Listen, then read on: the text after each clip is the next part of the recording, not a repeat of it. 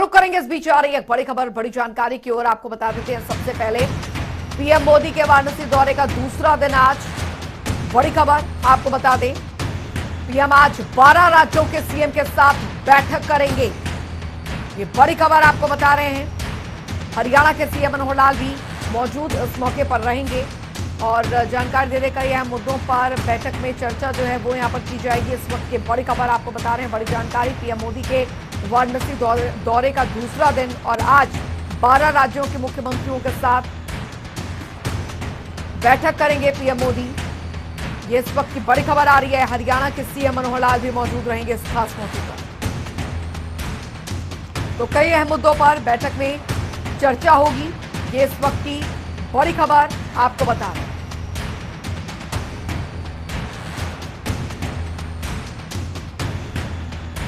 तो पीएम मोदी आज 12 राज्यों के सीएम के साथ बैठक करेंगे। दूसरा दिन है उनके आज वाराणसी दौरे का और आज बेहद महत्वपूर्ण दिन रहने वाला है। कई अहम मुद्दों पर बैठक में चर्चा प्रधानमंत्री नरेंद्र मोदी करेंगे आज।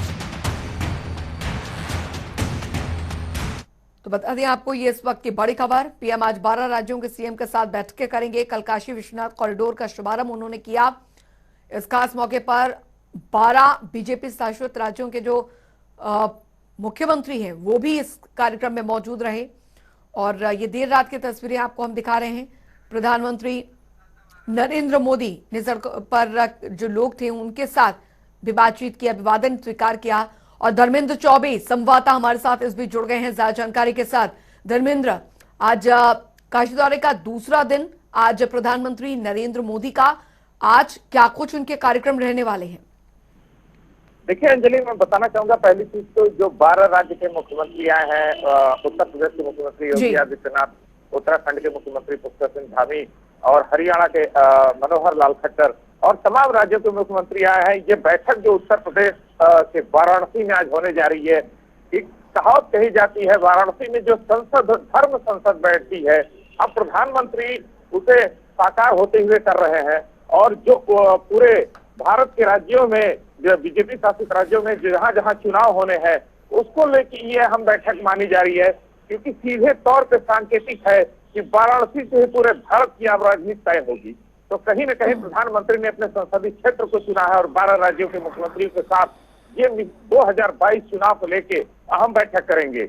और सबसे बड़ी बात यह है कि यहीं से जीत का जो मंत्र होता है, क्योंकि जेपी नड्डा भी है राष्ट्रीय अध्यक्ष, तो कहीं न कहीं ये बैठक बहुत मायने में खास रखी जा रही है, क्योंकि 12 राज्य के मुख्यमंत्री देर रात रहे और प्रधानमंत्री देर रात तक अपने संसदीय क्षेत्र का स्थलीय निरीक्षण किए, देर रात मुख्यमंत्रियों के साथ गंगा का अवलोकन किए और उससे भी काफी चर्चाएं हुई और वो चर्चाएं कुछ खास मानी जा रही हैं, क्योंकि प्रधानमंत्री सुबह 10 बजे से बैठेंगे और ये बैठक लगभग 2:30 बजे तक चलनी है। तो कहीं न कहीं इस बैठक को 2022 चुनाव को लेके खास माना जा रहा है और इसमें जीत का जो मंत्र है, 12 राज्यों के मुख्यमंत्रियों को कहीं न कहीं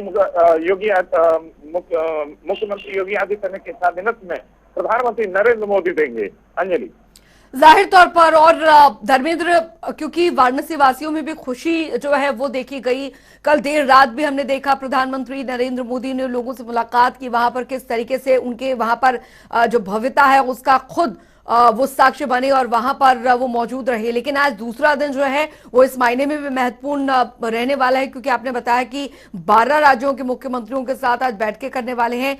कई विषय होने जा रहे हैं जिनको लेकर जो चर्चा है इस बैठक में की जाएगी। मुख्यतः मुख्य बिंदु कुछ आप बता सकते हैं कि क्या कुछ विषय रह सकते हैं, जो कि क्योंकि ऐसा शायद पहली बार हो रहा है जब 12 राज्यों के मुख्यमंत्री एक साथ यहाँ पर इकट्ठे हुए हैं और एक तरीके से धर्म संसद का आप जिक्र कर रहे हैं।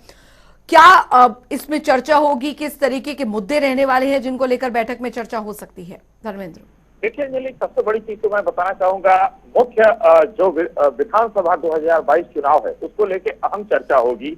और कहीं न कहीं इसमें जो 12 राज्य के मुख्यमंत्री आए हुए हैं, देश के पदाधिकारी आए हुए हैं और कल जो विश्वनाथ धाम का उद्घाटन हुआ उसमें देश विदेश से संत समाज के लोग आए थे, महामंडलेश्वर धर्माचार्य।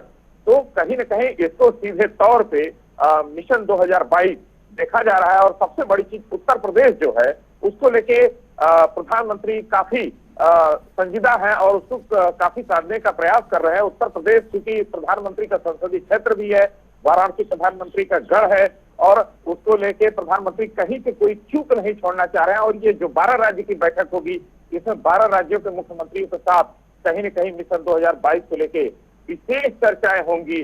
चाहे डेवलपमेंट मॉडल की बात की जाए, चाहे इंफ्रास्ट्रक्चर की बात की जाए, चाहे बेरोजगारी के मुद्दे की बात की जाए, चाहे जो तमाम जो चीजें हैं, मुख्य बिंदुएं हैं, उसको लेकर प्रधानमंत्री चर्चाओं में बात साझा कर सकते हैं। और उन लोगों से भी जानेंगे कि आखिर इन 5 वर्षों में जिन राज्यों में चुनाव होना है, चाहे उत्तर प्रदेश, चाहे उत्तराखंड, चाहे हरियाणा, जिन राज्यों में चुनाव होना है उसको लेके कहीं कोई कमियां 5 साल जो 4.5 साल का कार्यकाल है, कहीं कोई कमियां और खामियां तो नहीं रह गई।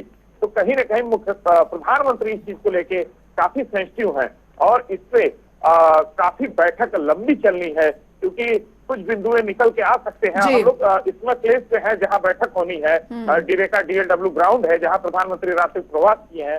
तो इसको लेके सबसे अहम तो यह है कि अन्य राज्य के मुख्यमंत्री के साथ साथ उत्तर प्रदेश जो मिशन 2024 प्रधानमंत्री का होगा, आने वाला 2024 मिशन 2022 के बाद वाराणसी ही नहीं, उत्तर प्रदेश की 80 लोकसभा सीटें ही तय करती हैं कि कौन होगा दिल्ली का सरताज। ये तय वाराणसी से और उत्तर प्रदेश से ही होता है। तो कई मायनों में प्रधानमंत्री अहम बैठक कर रहे हैं, कई बिंदुओं पे चर्चाएं होंगी और मुख्यमंत्रियों के साथ बात साझा करेंगे और मुख्यमंत्रियों से भी जानेंगे उनके राज्यों का हाल कि क्या हो सकता है, कहाँ कोई कमियां तो नहीं रहेगी, कहीं कहीं जो कोई चूक तो नहीं हो रही है। तो तमाम बिंदु ऐसे हैं जिससे वो प्रधानमंत्री चर्चा कर सकते हैं। अंजलि। अच्छा धर्मेंद्र, क्योंकि जानकारी प्रधानमंत्री कार्यालय की तरफ से ये भी साझा की गई है कि आज दूसरा दिन प्रधानमंत्री नरेंद्र मोदी का वाराणसी में, और लगभग 3:30 बजे जो जानकारी यहां पर मिल रही है वो ये कि आज प्रधानमंत्री नरेंद्र मोदी स्वर्वेद महामंदिर में सदगुरु सदाफलदेव विहंगम योग संस्थान के 98वीं वर्षगांठ समारोह में शामिल होंगे। ऐसी भी जानकारियां मिल रही हैं, साझा की गई। बिल्कुल अंजलि, 3:15 पर यहाँ 12 राज्य के मुख्यमंत्रियों के साथ बैठक करने के बाद यहाँ से हेलीकॉप्टर द्वारा वहां पहुंचेंगे। जो सर्ववेद मंदिर है, विहंगम योग होगा, जहाँ लाखों की संख्या में श्रद्धालु आए हुए हैं। उस विहंगम योग में 51 कुंडी यज्ञ हो रहा है और उस योग में प्रधानमंत्री मुख्यमंत्री योगी आदित्यनाथ दोनों डिप्टी CM उत्तर प्रदेश के शिरकत करेंगे। और कहीं न कहीं इस विहंगम योग से जो संत समाज की बात की जा रही थी लगातार, प्रधानमंत्री कल भी संतों को संबोधित किए हैं, देश विदेश से आए हुए महामंडलेश्वर धर्माचार्यों को। तो ये जो संत समागम हो रहा है, संत संस्कृति और सभ्यता, शिष्टाचार और काफी जो है, इसको लेके प्रधानमंत्री लगातार संजीदा रहते हैं और इसको लेके काफी खास मानते हैं। तो जो आज विहंगम योग होगा उसमें काफी चर्चाएं हो सकती हैं, क्योंकि दुनिया भर से आए हुए संत समाज उस विहंगम योग में शिरकत कर रहे हैं। प्रधानमंत्री वहां पे काफी समय बिताएंगे, करीब 1 से 2 घंटे रहने की संभावना जताई जा रही है। जो प्रोटोकॉल आया है प्रारंभिक सूचना PMO से, उस आधार पे तो कहीं न कहीं ये जो बैठक होगी जिसमें वहां पे भी बैठक होने की संभावना है। लगभग 10 से 20 मिनट तक संतों के साथ बैठक कर सकते हैं प्रधानमंत्री और विहंगम योग में जनता से रूबरू होंगे और मंच को भी साझा कर सकते हैं। अंजलि। अच्छा धर्मेंद्र, क्योंकि कल एक अलग ही छटा, एक अलग ही भव्यता जो है काशी की वो देखने को मिली और प्रधानमंत्री नरेंद्र मोदी ने भी अपने वक्तव्य में इस बात का जिक्र किया कि काशी में एक ही सरकार चलती है डमरू वाले की, उनके बिना इजाजत के ना यहाँ कुछ हो सकता है, ना यहाँ पर कुछ करा जा सकता है। लेकिन सवाल यहाँ पर यह है कि काशी कितनी बदली है। आपकी लोगों से बातचीत हुई होगी, काशी गणों से आपकी बातचीत हुई होगी, कितना बदलाव आया है और ये नव्यता भव्यता को लेकर क्या कुछ कहना है काशी गणों का? अंजलि देखिए, सबसे बड़ी चीज तो मैं बताना चाहूंगा, जब प्रधानमंत्री 2014 में चुनाव के लिए आए थे तो उन्होंने नारा दिया था, न मैं आया हूं ना किसी ने लाया है, मुझे तो गंगा ने बुलाया है। उन्होंने भागीरथी का नारा देकर और हर हर महादेव के नारों से काफी की जो चुनाव की प्रक्रिया से 2014 में उन्होंने प्रारंभ की और कहीं न कहीं जो भगवान शिव के डमरू का निनाद होता है उस तरीके से प्रधानमंत्री को काफी की जनता ने डमरू का निनाद करते हुए वाराणसी का सांसद बनाया और देश के प्रधानमंत्री नरेंद्र मोदी बने। तो जो प्रधानमंत्री ने बाबा विश्वनाथ का दर्शन करके संकल्प लिया था कि काशी के क्योटो बनाएंगे और काशी क्योटो शहर की तर्ज से होगा। तो कहीं न कहीं प्रधानमंत्री जो गलियां हैं शहर की, जो 5000 वर्ष पुरानी संस्कृति काफी की है, उसको कहीं न कहीं अब सुंदरता बिखेरते प्रधानमंत्री लगातार उनकी कवायद जो है वो चल रही है। लगातार प्रधानमंत्री अपने संसदीय क्षेत्र में 2014 से लेकर 2021 आज तक प्रधानमंत्री ने वाराणसी में कई हजार करोड़ की परियोजनाएं दी है। चाहे 84 घाट की बात की जाए, चाहे हस्तकला संकुल की बात की जाए, चाहे डंपिंग प्लांट की बात की जाए, चाहे 4 लेन की बात की जाए, चाहे रिंग रोड की बात की जाए, चाहे दिल्ली वाराणसी हाईवे की बात की जाए, जो प्रधानमंत्री लगातार कवायद कर रहे हैं। बीएचयू को डेवलपमेंट उन्होंने किया। बिल्कुल, जो डेवलपमेंट यहाँ पर हुआ है उससे लोगों का यही कहना है कि विकास हुआ है। काशी, बहुत बहुत शुक्रिया धर्मेंद्र इस तमाम जानकारी के लिए।